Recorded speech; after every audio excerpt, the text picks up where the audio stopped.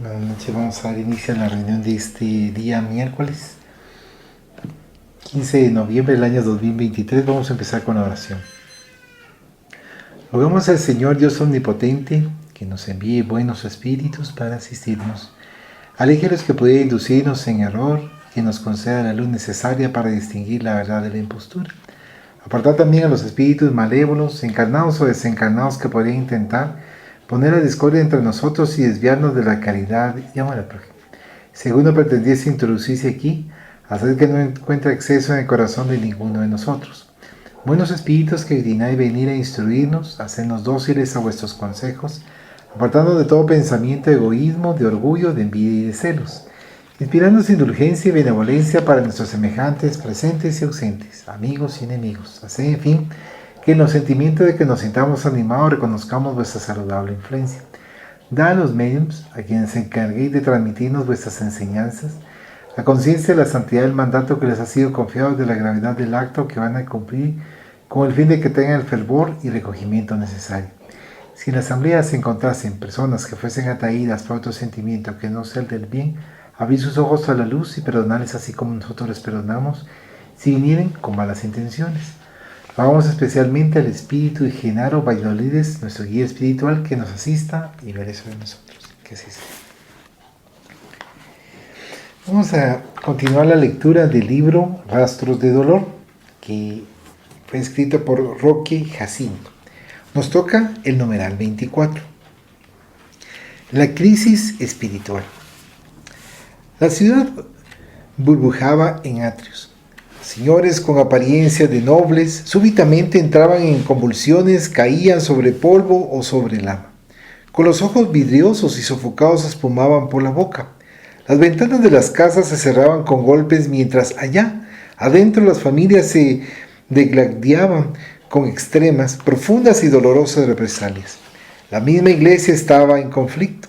Los clérigos acogían a todos los fieles en los momentos de los cultos externos, asumían los altares y los púlpitos en dolorosos espectáculos de perturbación, y los confesionarios se levantaban como antesala de crisis sexuales.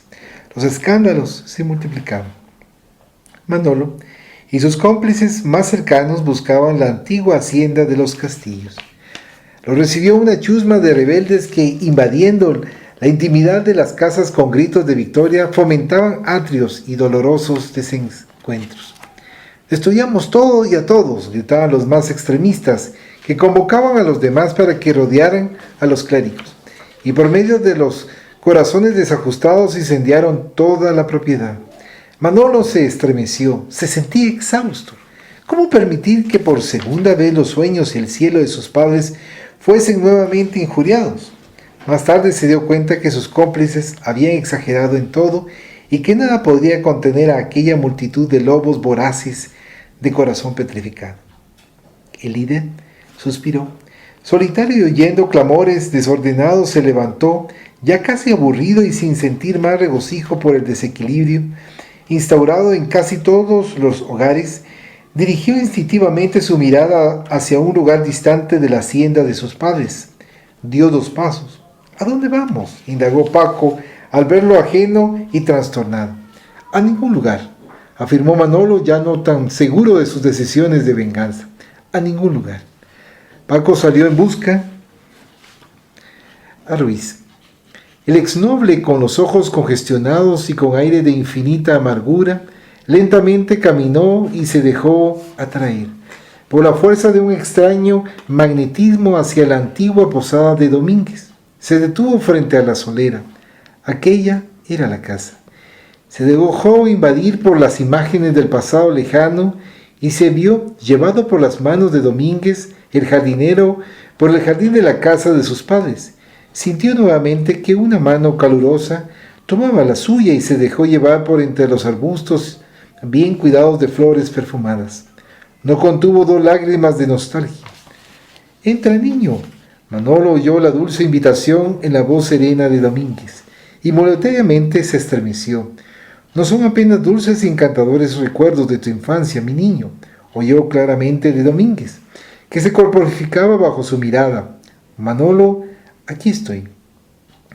Manolo corrió a los brazos abiertos de Domínguez Como lo hacía cuando era niño y exhausto, cayó a sus pies en una crisis de llanto y una explosión de dolores reprimidos.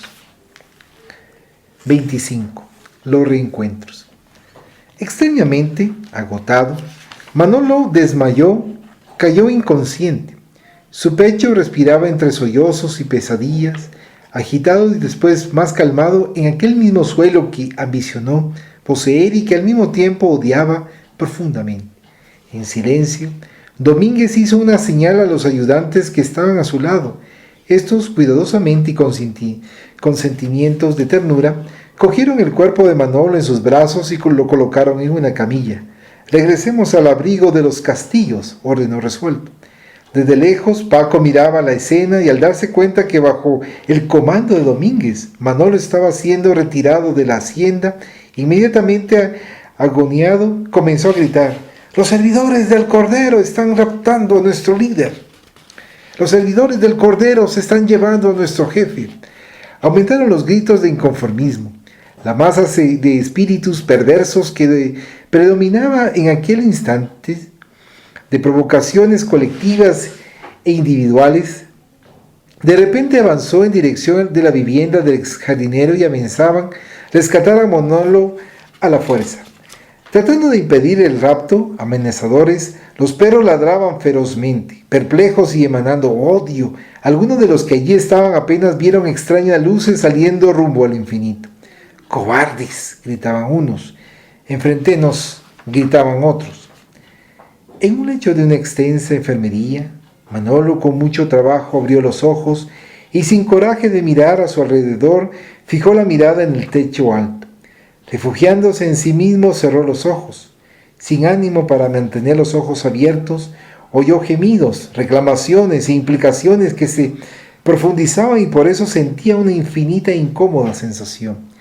Súbitamente se estremeció, sintió que manos delicadas lo tocaron, se estremeció de miedo, sin ánimos para reaccionar y al mismo tiempo poseído por el desesperado deseo de huir y de reintegrarse a las tinieblas. A cada toque se estremecía aún más. «Manolo», le dijo cuidadosa y suavemente Domínguez. «Niño, abre los ojos, alguien te quiere ver y quiere que lo veas». El envejecido exnoble tembló como si una intensa y devoradora fiebre lo invadiera y le quitara las ganas de vivir. Se sentía aplastado. «Hijo», oyó como si alguien quisiera penetrar en la intimidad de su alma, comprometida con 1000 descalabros. «Hijo, soy yo». Sintió que le agarraron la cabeza y la reposaron en un pecho suave. Él abrió los ojos, se estremeció y los volvió a cerrar, sin poder contener el amargo sollozo que casi lo sofocaba, en una mezcla de dolor e intraducible vergüenza. El sufridor no resistió más. Fijó los ojos, semiabiertos y sediento de paz, besó enternecidamente las manos albas y delicadas y lavando con un baño de lágrimas su propia alma, balbuceó: «María de Jesús, amado hijo mío», fue todo lo que oyó y sintió. En lágrimas buscó el calor materno, así como quien busca reencontrar la vida. En llanto convulsivo, lleno de lágrimas de vergüenza y gratitud, explotó definitivamente. «Amado hijo mío», repitió la madre con una expresión de amor. Domínguez se retiró discretamente. Madre e hijo se abrazaban. ¿Quieres hacer un comentario? Sí. Al principio hablaba algo de clero o clérigo. ¿Cómo era esa parte? ¿Te lo vuelvo a leer todo? Si me pudieras hacer el favor. La misma situación del clero y la iglesia y los clérigos estaban en conflicto. Yo considero que hay que tener bastante cuidado, porque eso se puede dar también en el espiritismo. En el espiritismo también podemos ver que hay ciertos conflictos, ciertas confrontaciones y también ciertos intereses. Y tener,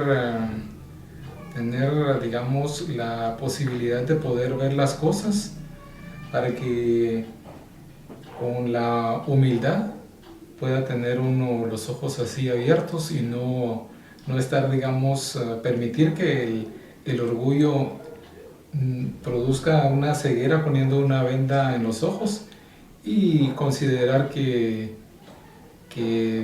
todo va bien cuando en realidad no está así. Hay otra parte también donde menciona que los del Cordero se llevan a nuestro líder, algo así decía. Pues eso es una situación que, por ejemplo, se puede entender cuando llegan ciertos misioneros al umbral o al bajo astral y tratan de auxiliar a alguien, y especialmente, digamos, cuando se logra el arrepentimiento, pueden sacar de esa situación de sufrimiento a la entidad que está en esa situación. Sin embargo, también podemos ver el lado contrario, donde en muchos casos, no solamente del espiritismo, sino que pueden haber pastores de alguna religión o sacerdotes o líderes de diferentes religiones que cuando estaban encarnados sentían que estaban haciendo las cosas como debía ser, pero fueron a parar a un lugar de sufrimiento. Y entonces también se ha escuchado, digamos, se ha sabido, perdón, del caso de que hay espíritas que también van a parar a estos lugares de sufrimiento y de dolor, y a veces llega alguien, llegan los misioneros y dicen, la gran, qué bueno, ahí vienen los misioneros. Pero digamos que ahí nos podemos dar cuenta de que esa lección no fue aprendida. No importa, digamos, si hayan sido religiosos o hayan sido espíritas los que hayan caído en esa situación, podemos ver que la situación de la espiritualidad a veces está ensombrecida y no se puede ver claramente. Esta situación se da más posiblemente tal vez por algún tipo de obsesión o fascinación hacia los líderes de diferentes corrientes espirituales y también tomando en cuenta el espiritismo, solamente. Gracias, bebé. En el numeral 26 tenemos el abrigo de los castillos. En una cómoda silla, Manolo fue llevado al extenso jardín que circundaba aquella edificación en plena región umbralina y que recibía el nombre de el abrigo de los castillos. Manolo sabía que estaba cerca de las tinieblas. Domínguez le aconsejó, después que salió de la enfermería, que refrescara la mente y se calentara con los suaves rayos del sol que estaba en el firmamento. «Mamá, casi no me visita», le reclamó a Domínguez, que le daba oídos y atención. «¿Será que aún guarda pesares en su corazón?» El buen protector sonrió. «Ningún pesar, Manolo, principalmente porque en este estado espiritual el pesar es una enfermedad de los sentimientos y nuestra querida María de Jesús no está enferma».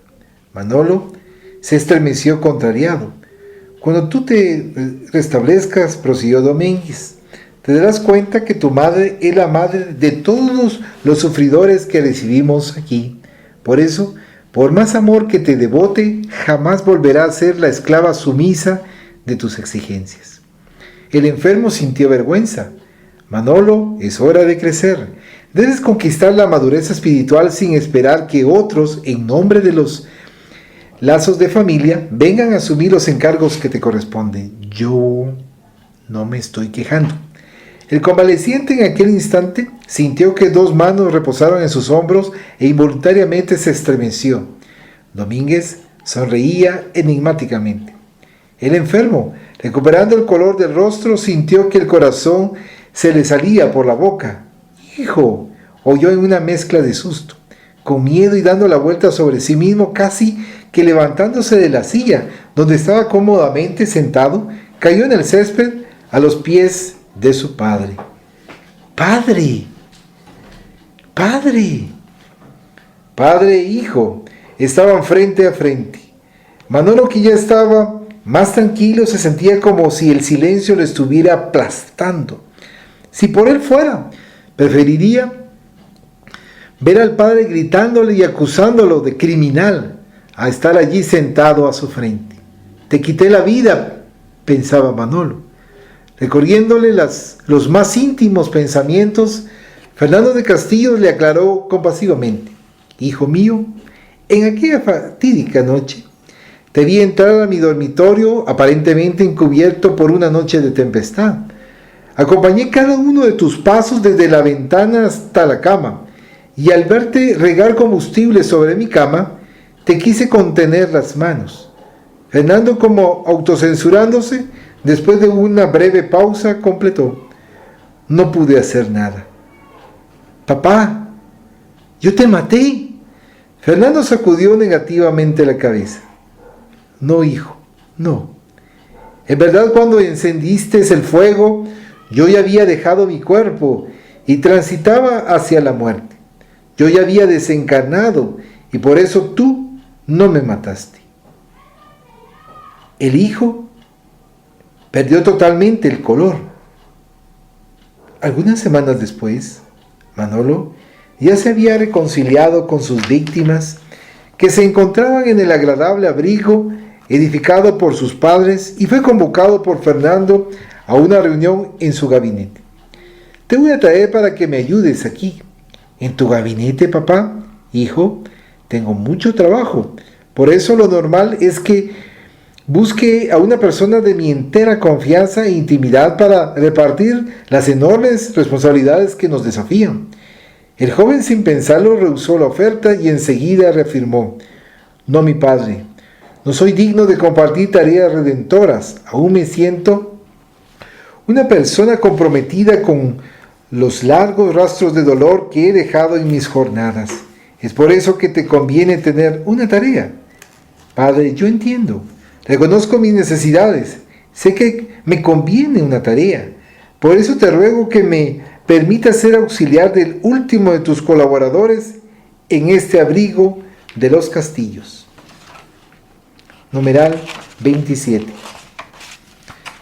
Nuevos horizontes. En el abrigo de los Castillos, el salón era amplio y acogedor. La pequeña asamblea se instaló. Eran salidos de las sombras que, reconociendo su doloroso pasado en la tierra y en espiritualidad, comparecían allí en busca de trabajo regenerador.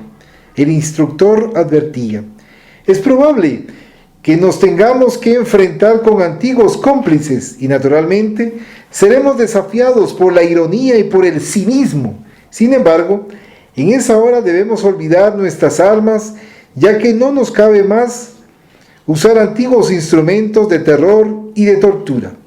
Alguien se levantó: ¿y si ellos nos atacan? El Señor Jesús, dijo el instructor, nos recomendó que ofreciéramos la otra mejilla. Ah, interrumpió uno de ellos, yo no tengo sangre fría, no puedo dejar que me ofendan. Se oyeron unas risas. El instructor reveló autodominio. Sabemos, dijo él, de los falsos valores con los cuales hasta ayer nos alimentábamos, y yo, hasta hace poco tiempo, también diría lo mismo que nos acabas de decir. Hubo un incómodo silencio. A partir de ahora, cada uno de nosotros tiene que luchar contra el primer impulso, ya que retribuir violencia con violencia no es aconsejable en la formación del clima de reconstitución de una nueva vida. Manolo se levantó. ¿Puedo hacer una sugerencia? Tenemos que sugerir los unos a los otros lo que más contribuya para que creemos una vida nueva dentro de nuestros corazones. ¿Por qué entonces no nos organizamos en pequeños grupos y reunimos a compañeros con sentimientos afines para que uno de ellos asuma el comando de las pequeñas expediciones? Los perros ladraban. Caminos oscuros serpenteaban por el escarpado terreno y algunas veces eran invadidos por manos casi en garras que surgían repentinamente al margen del camino para mostrar sus caras con faces dolorosas. Esas criaturas gruñían como fieras enjauladas. Sigamos adelante, comentaba Manolo para reerguir los nuevos propósitos de sus antiguos cómplices. Las tareas de redención esperan por nosotros más allá del horizonte. Algún tiempo después, Acamparon ya cansados. Muchos de ellos se acostaron exhaustos sobre el suelo caliente, donde sentían la aspereza del césped que les rozaba el cuerpo. La neblina húmeda se evaporaba. Oyeron el ruido de pesados pasos. Mirándose unos a otros, se pusieron alertas. Los perros se encogieron gruñendo. El recién llegado se detuvo. Era alto, fuerte, con barba larga y despeinada. «¿Quién es Manolo?», preguntó en voz baja y ronca. «Soy yo». Manolo se levantó y se identificó. «Soy el guardia de estos parajes. Me avisaron del abrigo de los castillos que venían para acá con la tarea de socorrer y me han ordenado que los ayude». Los nuevos auxiliadores estaban atentos. «En esta región», aclaraba el guardia en pocas palabras, «tenemos autores de crímenes horrorosos. Hicieron muchos enemigos, pero arrepentidos necesitan protección para que se rediman». «Entonces, ¿aquí están los protegidos?», exclamó una de las personas de la caravana. «¿Y tú eres un carcelero?», dijo otro. El guardia ensayó una leve sonrisa. «Por lo que sé», informó tosco y simple, «aquí hay almas que complicaron demasiado su propio destino, como informan nuestros dirigentes, y en el caso que se encuentren con sus víctimas, pasarán milenios cayendo cada vez más a cada día». «Por misericordia», se espantó Manolo, acordándose de sí mismo cuando fue recogido por Domínguez y recibido por sus propios padres. «Por la misericordia divina».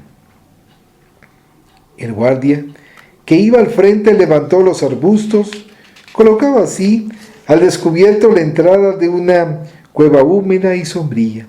Manolo se estremeció involuntariamente. Su corazón se descompasó. De la cueva venían gemidos dolorosos. Manolo, aturdido a cada paso que daba, se ponía más pálido. Temía estar próximo de un grande e inevitable desafío. «Padre Damián», gimió Manolo. En delirio de conciencia, el inquisidor se debatía contra las sombras para poner en fuga invisibles y torturantes recordaciones y al mismo tiempo agonizaba sobre el suelo como si estuviera siendo sofocado por manos invisibles. «No me quemen, no me quemen». Manolo se acercó más. Sintió que el corazón se sensibilizaba y se dejó poseer por una infinita piedad.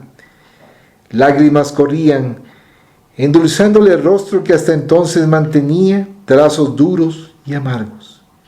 Cayó de rodillas al lado de Damián y en un primer gesto de intraducible cariño y de profunda piedad, abrazó al flagelado clérigo y lo llevó al encuentro de su pecho. «¡Un ángel!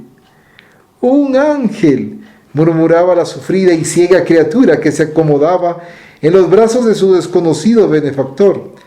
«Sálvame del mal». Manolo se levantó con el antiguo enemigo en sus brazos. Brasil, siglo XX. Numeral 28. Vida nueva. Con los nervios a flor de piel, bajo un sol tropical, y con las manos nerviosas pero seguras en el volante y transpirando abundantemente, Vasco Ruiz apretaba el acelerador del coche como si estuviera luchando contra el tiempo. La ladera estaba pavimentada con piedras irregulares. Parecía una calle interminable y demasiado larga para la prisa que tenía, exigiéndole una paciencia con la que no contaba. De reojo examinaba a Isabel, que estaba a su lado. Ella, con el vientre luminoso, la mirada distante y la respiración compasada, acariciaba al bebé que estaba próximo de nacer, ya que la placenta se había roto hacía algunas horas. «Finalmente llegamos a la maternidad», anunció Vasco Ruiz en su visible trance de ansiedad. «La maternidad, Isabel». Detuvo el auto en la puerta. Se bajó alegre, el corazón le palpitaba, secándose el sudor. Cogió a Isabel por las manos cual atencioso protector y prestativo. Le ofreció como apoyo uno de los brazos. Los pocos metros entre el coche y la puerta parecían leguas. En la entrada, una enfermera los vino a recibir. En la sala de espera se dejó envolver por sueños y previendo un futuro feliz, Vasco Ruiz esperaba el parto. Un médico se le aproximó y lo despertó de sus sueños. ¿Eres el marido de Isabel? Sí, doctor. Hemos tenido algunos problemas con el parto. Así que para que todo salga bien necesitamos recorrer a una cesárea. ¿Cesárea, doctor? Es una pequeña cirugía, dijo el médico. En este caso se hace necesaria porque el bebé está atravesado y la mamá tiene una estructura pequeña. Por eso el parto normal traería riesgo de vida tanto para la madre como para el bebé.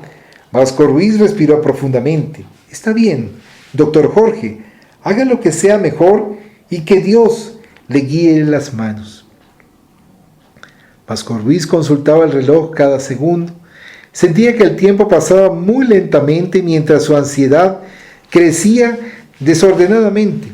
Quería estar al lado de Isabel.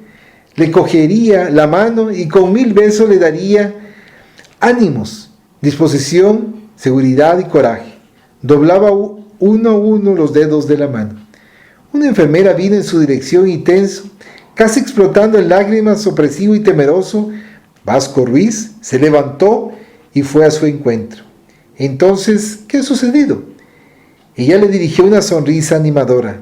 Su hijo acaba de nacer, anunció. Lo hemos llevado a la sala cuna, está en la incubadora para que se recomponga. ¿Es un varón? Sí, es un bello niño. ¿Y Isabel? Dentro de poco estará en la cama, en el cuarto que escogieron. Cálmense, que ella está bien. Gracias a Dios. El sol declinaba. Vasco Ruiz miraba por la ventana el patio de la maternidad y le parecía que el mundo tenía nuevos colores, que las flores se engalanaban y que algo diferente ocurría. Miró su coche que estaba estacionado bajo una sombra. Cuando esté otra vez en casa, pensaba con una sonrisa en los labios, tendré a Isabel a mi lado y lógicamente nuestro niño estará en los brazos de mi dedicada compañera. Entró al cuarto del hospital.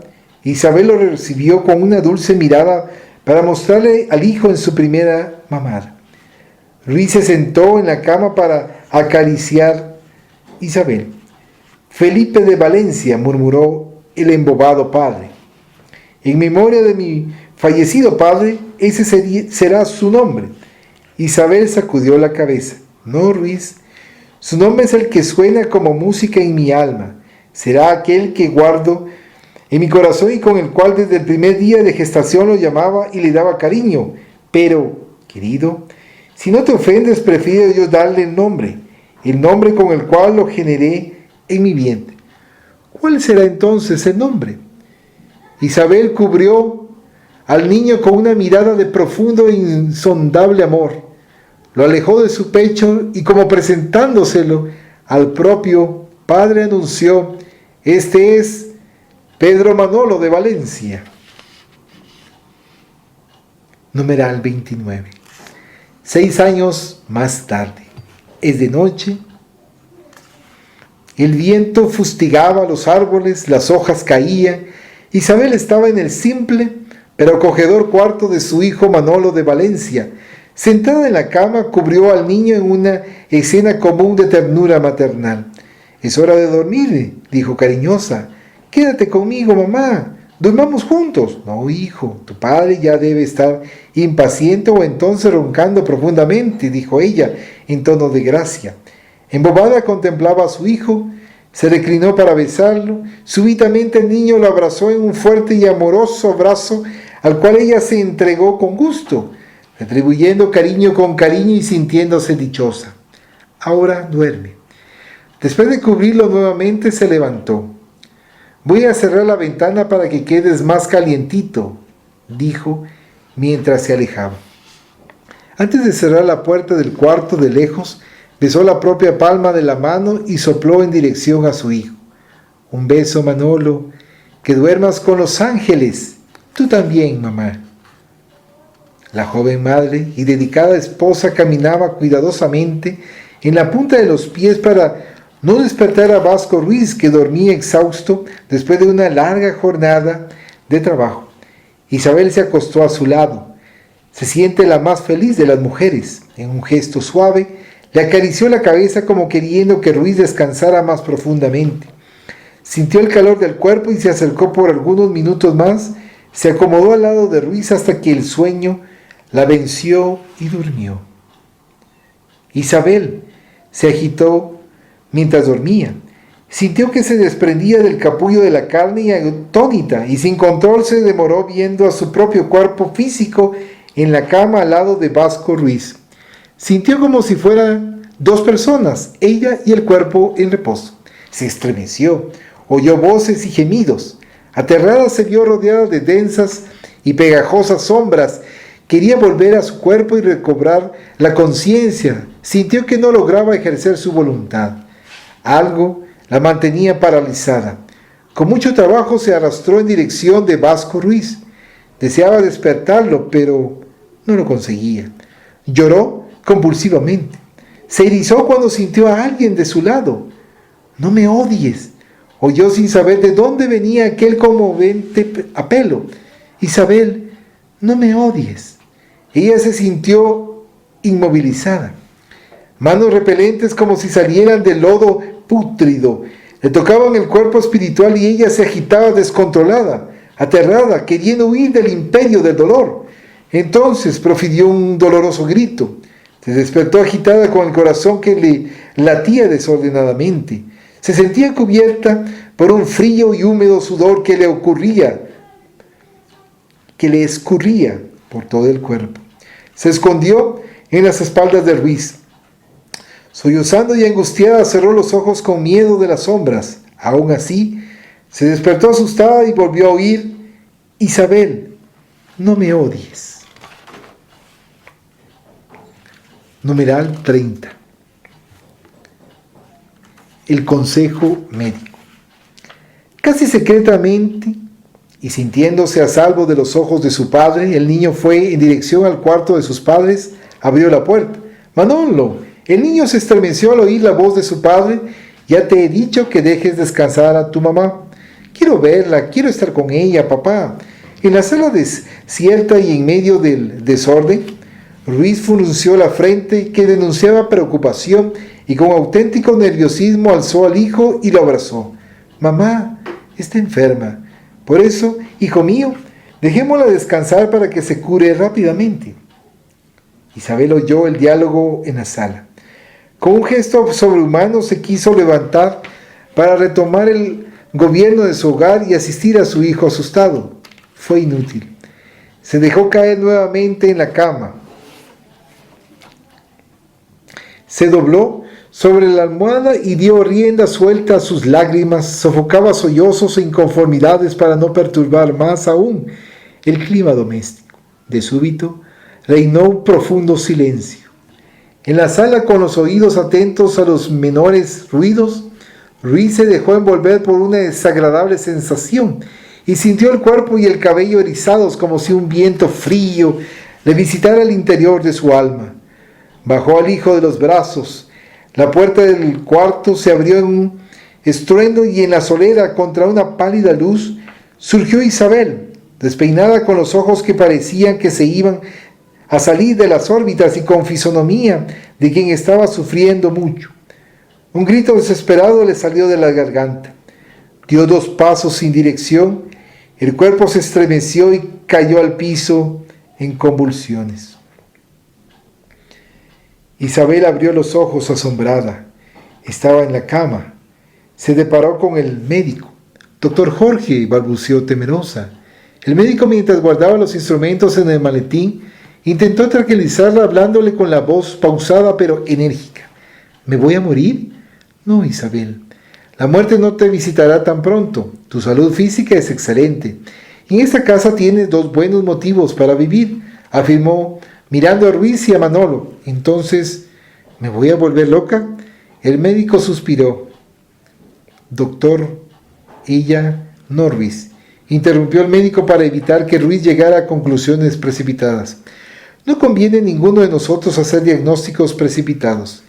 «¿Y qué es lo que tengo?», preguntó inquieta Isabel. El médico miró a uno y al otro, y después de una estudiada pausa informó: «Queridos, la ciencia humana aún es limitada, y no todo lo puede. Confieso que me sería muy cómodo recetarle algún tranquilizante a Isabel y entregarlo todo a la acción química de los remedios. Aumentando sus temores, Ruiz bajó la cabeza. Doctor, ¿ella no tiene cura? No he dicho tal cosa, Ruiz, tranquilízate. Isabel, complementó el médico. Dije apenas que la medicina no todo lo puede. Por los cielos, explotó Ruiz. Entonces, ¿qué nos receta, doctor? El médico pidió que pasaran a la sala de la casa, donde el niño Manolo se colocó en los brazos de Isabel junto a su corazón maternal. Jorge acarició al pequeño. Ruiz, Isabel, inició cauteloso. Entre la tumba y una nueva cuna, reiterándonos en el sanatorio de la carne, imperan las leyes divinas que tutelan nuestra jornada para que nos humanicemos y aprendamos a vivenciar la ley del amor. La pareja se estremeció asombrada. Si hay enfermedades, prosiguió el médico, que alcanzan a nuestro cuerpo perecible, también hay en cada uno de nosotros un pasado espiritual que aparentemente se pierde en nuestra memoria. Por casualidad, lo interrumpió asombrada Isabel. ¿Es usted espírita? Entendiste bien, Isabel. Por eso les quiero recomendar como remedio más eficaz que busquen un grupo espírita y se dejen tratar los tres. Numeral 31. La nueva experiencia. Ruiz le dio la vuelta a la plaza arbolizada y estacionó el coche en la calle donde por las indicaciones del doctor Jorge debía estar localizado el grupo espírita. Los tres bajaron del coche. Es aquí, informó Ruiz después de haber dado algunos pasos y mirado una pequeña placa que indicaba el grupo espírita. Parece que hay gente. Entraron como extraños y con un cierto recelo. Ismenia, colaboradora de la casa, al verlos entrar tensos e incómodos, fue al encuentro de aquella familia para recibirlos y dejarlos a gusto. Ruiz veía las paredes desnudas. Por indicación de Ismenia, se sentaron en una sala reservada donde podían quedar tranquilos. El doctor Jorge nos recomendó. Ismenia sonrió. Ah, nuestro querido y buen amigo. Sin miedos, los dos se intercalaban y contaban a la atenciosa y callada oyente todos los detalles de su desventura, percatándose de que los escuchaba atentamente. Manolo se apoyó en Ismenia. ¿Cómo vencer esta crisis?, indagó Isabel, ya en tono de fraterna intimidad. ¿Obtendré aquí el remedio necesario tal como lo afirmó el doctor Jorge? Hija, dijo Ismenia, que tomó las manos de aquella joven y sufrida madre. Tenemos en Jesús al divino médico, y naturalmente tendrán en las voluntades la palanca que podrá remover todos los obstáculos y dificultades de este momento. No entiendo, confesó Ruiz de Valencia. Sinceramente, no entiendo. Ismenia les mostró a Manolo e indagó. ¿Aman a este niño? Infinitamente, respondió Isabel. Infinitamente, Ismenia. Con sencillez la servidora de Jesús agregó. Amen a todos, sean amigos o enemigos, con el mismo amor con que le dan vida y gracia a su Hijo, y puedan estar seguros que eso será suficiente. Y delante de los sorprendidos padres afirmó con convicción, el amor todo lo puede. Ismenia, que les parecía una grande benefactora, los introdujo en la cámara de paces y allí, ya realimentados de esperanza y fe, cada uno de ellos ocupó una silla humilde. A una señal de Ismenia, dedicados colaboradores levantaron sus manos por sobre la cabeza de cada uno de ellos y los envolvieron en un fluido generoso y renovador. Isabel, conmovida, derramó algunas lágrimas. Sintió que una energía desconocida le tocó el fondo del alma y le levantó el ánimo, devolviéndole las ganas de vivir y superarse. Se estremeció ligeramente. Sintió que algo se aproximó de ella y sin más temores, aunque perpleja, oyó en el silencio de su oración, Isabel, no me odies. Isabel se puso a llorar, emocionada pero ya sin miedo de aquella voz que ahora le parecía más como el clamor de un náufrago que buscaba a alguien que lo salvara. Numeral 32. El culto del Evangelio. ¡Mamá! ¡Mamá! Corría el niño al entrar por la cocina. ¡Mamá! ¿Qué fue, hijo? Ismenia llegó. Isabel se secó las manos en el delantal y después de quitárselo, cogió a Manolo de la mano y fue hasta la puerta de la entrada. «Hola, Ismenia», exclamó jubilosa pasando por un corredor lleno de rosas. Abrió el portón. «Entra, querida». Las dos se abrazaron fraternalmente. Manolo recibió un beso. Con el niño de las manos de las dos, llegaron a la sala. Para este primer culto del Evangelio en mi casa, dijo Isabel con humildad, le pido a Ismenia que haga la oración inicial. La visitante estuvo de acuerdo. Constrictas, serenas y con el niño concentrado en el mundo de las oraciones, Ismenia rezó: Señor y Maestro, rogamos por tu misericordia divina que nos envuelvas con la luz de tu corazón y que nos acojas con tus sublimes brazos en el dulce hogar de esta tu más nueva colaboradora. Señor, permite así que tus enviados se hagan presentes junto a esta familia y que nos inspiren para que aprendamos a hacer tu voluntad. Ismenia, en llanto, quedó callada. Sentía que una brisa amena los envolvía por todos lados y que el perfume de las rosas del jardín entraba por la casa y se derramaba sobre todos. Isabel suspiró feliz. Ismenia, dijo Isabel casi susurrando y con miedo, Manolo me ha dicho que hoy quería hacer la lectura del Evangelio. Claro que sí, sonrió. Si el Señor nos alertó que dejáramos ir a él, a los niños, ¿por qué impedir a Manolo que lea el Evangelio? Ismenia le extendió el libro al niño. Rápidamente él cogió con ambas manos el ejemplar del Evangelio según el Espiritismo que la buena señora le confiaba y tomando una seria posición, abrió el libro al acaso. Circunspecto y con voz infantil leyó. Algunos, por lo tanto, empezó, llevan consigo odios violentos y vivos deseos de venganza. Entre estos, algunos son más evolucionados, lo que permitirá entrever una partícula de la verdad en el mundo de los espíritus. Entonces reconocen los efectos funestos de sus pasiones y son inducidos a tomar buenas resoluciones. Entienden que para llegar a Dios solo existe un camino, la caridad. Manolo hace una pequeña pausa y completa la lectura. Sin embargo, no hay caridad sin el olvido de las ofensas y de las injurias. No existe caridad con odio en el corazón y sin el perdón. Hubo un silencio de admiración y reflexión. El niño que se reveló tan profundamente compenetrado en la lectura y en la participación de aquella reunión se volteó curioso para Ismenia. ¿Qué es perdón? Isabel se estremeció involuntariamente. Al darse cuenta de la presencia de espíritus amigos, Ismenia se sintió intuida y dedujo que la cuestión del perdón era fundamental en aquel hogar. Manolo informó atenciosa.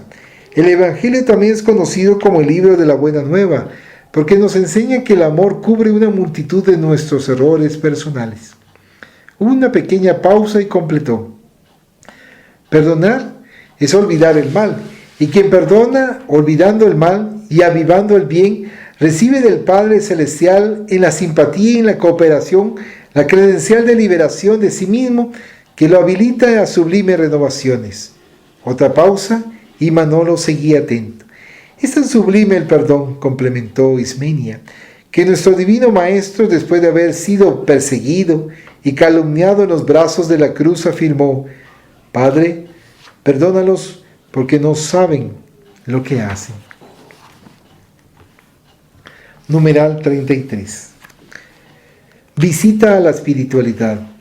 La noche llegó con una brisa refrescante. Ruiz roncaba y Manolo dormía, con medio vaso de agua en la mano y con la mirada en el cielo contando las estrellas. Isabel se dejaba envolver por una meditación profunda y renovadora. Le agradaban los cambios en su hogar. Pasó a sentir a Ruiz de Valencia más integrado en su ideal de vida, sintiéndolo fiel compañero, amoroso, dedicado y paciente padre.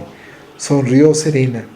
Se acordó de su hijo Manolo, ya casi un hombrecito, absolutamente compenetrado leyendo el Evangelio. Recordaba cada palabra. ¿Qué es el perdón, Ismenia? Se estremeció delante del recuerdo de la grave pregunta levantada por su hijo. ¿Habría sido él vocero de alguien? Todos somos medium, recordó que fue una de las advertencias de Ismenia. Y cuando lo alto no nos alcanza por medio de los adultos, se vale de los niños para despertarnos a la vida. Isabel se acomodó en la cama al lado de Ruiz, sus ojos miraban el techo, pensativa y casi sin sueño recogía de cada detalle que veía algo en qué pensar. Ahí no hay estrellas, pensó y sonrió. Bostezando se dio la vuelta. La puerta del cuarto se hizo transparente y una confusión de luces envolvió todo y la dejó en suspenso. Ven conmigo, ofreciéndole la mano, la invitó al espíritu de una noble señora. Isabel se dejó levantar. Abandonando el cuerpo que ahora dormía profundo, recobrando las energías saludables durante el sueño, Isabel indagó: ¿quién eres? Soy María de Jesús. ¿Yo te debería conocer? La señora sonrió. Conozco tu hogar, Isabel, no tengas miedo, porque te estoy buscando en nombre de nuestro Maestro y Señor. ¿Te debo seguir? María confirmó ofreciéndole la diestra. Isabel estaba perpleja. Entre las sombras de aquella región espiritual a poca distancia vio un edificio de aspecto sobrio, con un aire convidativo que cintilaba en amenas luces. Isabel tocó el brazo de María. ¿Qué es aquello? El abrigo de los castillos, y complementó: es una especie de hospital donde acogemos a los espíritus que ya han alcanzado condiciones de reajustarse a los patrones del bien. Algunos vigilantes las fueron a recibir. Subordinada a la seguridad que María de Jesús la inspiraba, Isabel, algo excitada, se dejó conducir. Entraron en una extensa enfermería, delante de los lechos en los cuales se deparaba con cuerpos deformados y con trazos subhumanos. Isabel se estremecía a cada paso que daba y se dejaba bañar en lágrimas. María discretamente observaba sus reacciones. Se detuvieron al frente de uno de los lechos.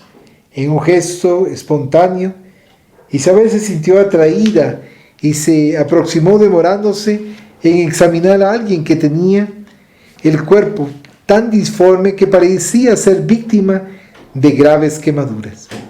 Esa criatura gemía profundamente de dolor.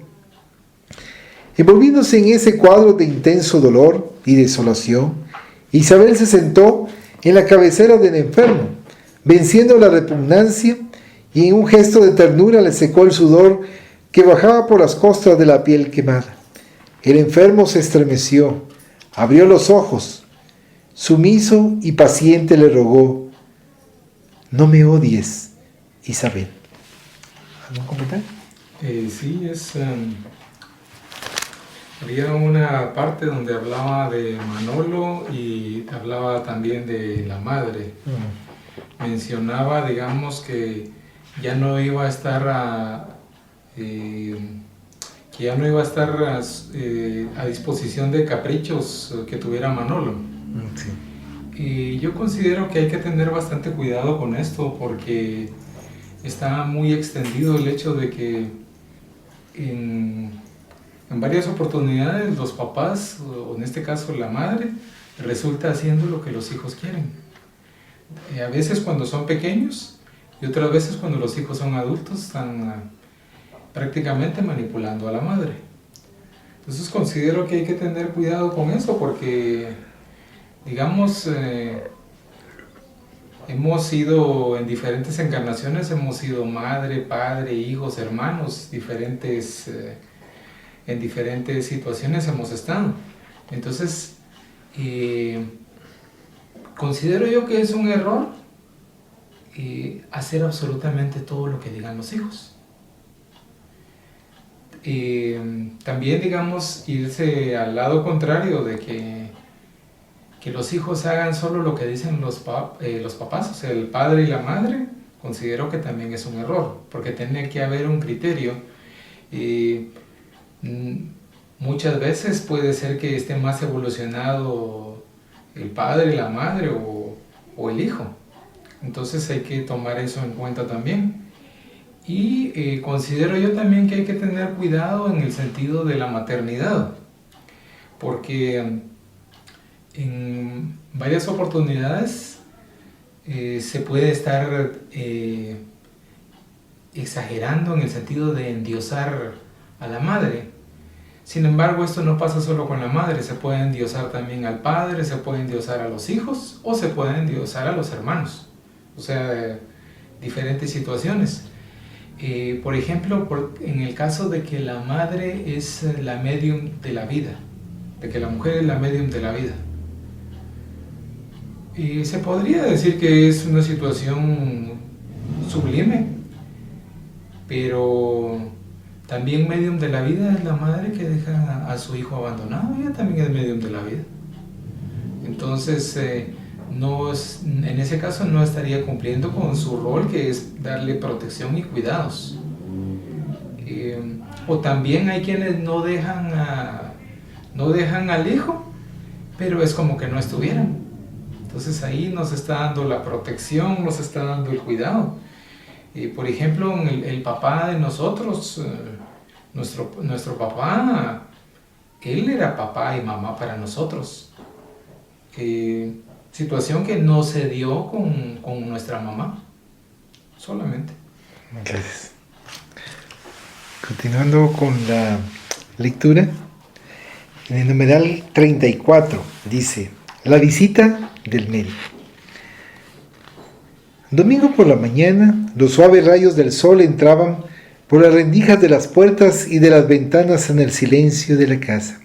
Los pájaros cantaban jugando. Isabel abrió perezosamente los ojos. Estaba sola en la cama. Sintió ruidos en la cocina y sabía que Ruiz, como lo hacía en los días de descanso, estaba preparando el desayuno en compañía de Manolo. Ella se desperezó lánguida.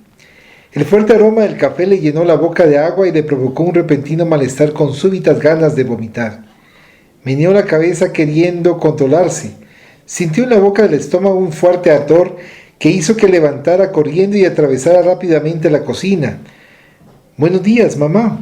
Ella muda se encerró en el baño. La mesa está puesta para el desayuno dominical y ante la demora de la esposa, Ruiz, extrañado, se levantó, fue hasta el baño y golpeó la puerta. «Isabel», llamó el esposo. Ella apareció pálida, temblorosa y angustiada. «¿No te encuentras bien?». El doctor Jorge, llamado de emergencia, terminaba de examinar a Isabel, que estaba acostada, mientras tranquilo, guardaba el estetoscopio. Ruiz, que acompañó el examen, extremadamente tenso, intranquilo y preocupado, no pudo quedarse callado e indagó: «Entonces, doctor». El médico sonrió y le golpeó el hombro. «La enfermedad», revela Jorge con extrema serenidad, «es un bebé que viene en camino de su hogar, Ruiz». Ruiz suspiró hondo y se tranquilizó. «Pero yo me siento tan mal, doctor», objetó Isabel. «Cuando estaba embarazada de Manolo jamás sentí estas extrañas sensaciones». Jorge se sentó en la cama al lado de Isabel. «No existen dos embarazos de la misma madre que sean exactamente iguales, Isabel», ponderó Jorge pacientemente. «Ahora que conocen la doctrina de los espíritus, les puedo afirmar que la genética, aunque haya avanzado mucho, aún no ha descubierto los factores del alma en la semilla de una nueva vida. Por eso, no se puede tener en cuenta la influencia decisiva del espíritu que ha de renacer». Después de una breve pausa, prosiguió: «Con base en los conocimientos espirituales, sabemos que por encima del automatismo de la fecundación está presente alguien que resurge del pasado y que será el molde de un nuevo cuerpo físico». «¿No es como si fuera otro Manolo?», preguntó Ruiz ante el silencio y el aire de contrariedad de Isabel. No es apenas otro hijo», confirmó Jorge. «Es otro ser que trae consigo otras disposiciones y otras necesidades, y como cada uno de nosotros, es heredero de nosotros mismos, igualmente es portador de otros rasgos». Isabel acarició pensativa el propio vientre. «Será bienvenido», afirmó, aunque no se sentía a gusto. «Bienvenido, sí». La gestante se quedó sola. Manolo entró al cuarto. Entró tan silenciosamente que Isabel, que estaba con el rostro hacia la ventana, ni siquiera se secó las lágrimas que le bañaban la cara y tampoco escondió un profundo suspiro de inseguridad. «¿Estás llorando, mamá?» «Oh, Manolo», desconcertada. La amorosa madre acogió las manos de su hijo, las trajo hasta sus labios y las besó tiernamente. «Vas a tener un hermanito». El niño se reclinó en la cama. «Él ya está aquí». Isabel cogió la mano de derecha de Manolo y la puso sobre su vientre. El niño mal tocó el vientre materno y retiró la mano rápidamente, espantado, en un movimiento instintivo de rechazo. «¿Qué fue, hijo?» Manolo, erizado, respondió: «Hay fuego en tu barriga». ¿Algún comentario? No, está bien, así. Numeral 35. La orientación. Isabel se sentía constreñida. Dentro de su corazón se instaló un incómodo y agresivo sentimiento con el hijo que estaba generando en su vientre y eso la dejaba atónita. Rezaba angustiada para ver si se renovaba. Sin embargo, se sorprendía cuando se daba cuenta que lo estaba rechazando cuando comparaba su estado emocional con la felicidad que sintió con el embarazo de Manolo. Se sentía lastimada. «Ismenia, ¿por qué?», indagó. Ismenia estaba compenetrada. Se percataba de la extrema fragilidad espiritual de Isabel y sabía que debería ayudarla a redimir y a aprimorar el cuadro de sus sentimientos. «No puedo pensar en él, hija», ponderó sabiamente la experimente. «Señora, no siempre somos llamadas para recibir ángeles en nuestro hogar. Los que han fallado y traen llagas abiertas, resultantes de espectaculares caídas espirituales, igualmente son hijos del mismo Padre Celestial». Hubo una larga pausa. Los que fallaron también tuvieron madres y muchas de ellas buscan en la espiritualidad abrigos seguros para los corazones que siempre amaron y que quieren ver redimidos. Esas madres ruegan comúnmente la intervención de Jesús y cuando es necesario y oportuno, nuestro Maestro busca en el seno de nuestra humanidad a las heroínas del amor que son capaces de renunciar santificantes. Quien mucho aprendió a amar, posee el canal de salvación para los que se lanzan a los abismos de dolores monumentales. Isabel se estremeció y confesó llorando: «He rezado tanto, Ismenia». «Sigue rezando por él, Isabel. Sin embargo, no hagas de la oración una especie de fuga de problemas y ni busques en tu diálogo con Jesús la exención del dolor necesario. La oración debe ser la búsqueda de energías a vencer». La joven bajó la cabeza contristada, como una hierba tierna incapaz de vencer las intemperies que la visitan. «Soy débil», confesó con miedo. «Jesús no piensa así respecto a ti, Isabel. Tanto es así que tus recelos no pasan de mera confusión de tus pensamientos. Él te está convocando a un calvario santificante porque confía en tu ternura maternal». Isabel, que ya respiraba más aliviada, estaba en el grupo espírita, tejía ropitas para juares destinados a los niños pobres, mientras Ismenia se alejaba para atender casos delicados y serios. «Ven a ayudarme en los pases». Isabel miró perpleja a Ismenia. «¿Yo?» medio que protestó la joven. «Con mi ánimo, creo que llevaré mi perturbación y dejaré a los enfermos más enfermos. Me siento tan confusa». «Levántate, Isabel. El trabajo en el campo del bien es nuestra verdadera terapia. Y si Jesús, para la manifestación del amor en su rebaño, apenas tuviera ángeles, jamás tendríamos la oportunidad de regenerarnos». Hasta pensé en dejarlo todo, por lo menos hasta después del parto. «No pensaste bien. Si pretendes desde temprano darle amparo a quien Jesús te confió, no abandones jamás los deberes cristianos. Desocupa de él tu corazón. No agraves tu estado cultivando sombras dentro de tu alma. No confíes en los malos consejos de las disculpas». Isabel. Hubo una pausa. «Si quieres mantener el equilibrio mental necesario, olvídate un poco de ti misma y confía en la providencia divina.